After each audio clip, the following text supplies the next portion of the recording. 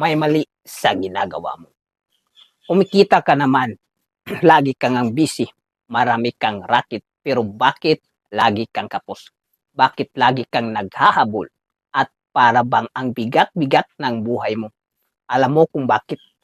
Mapanglamang ka kasi sa kapwa.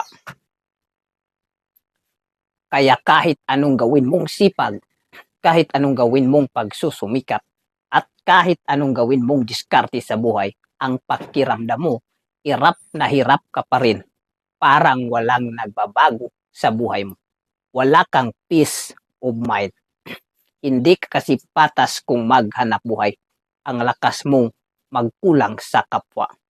Kahit may natapakan ka na, basta pabor sa'yo, wala ka ng paki. Kaya kahit anong kumita, kapos ka pa rin. Magbago ka na.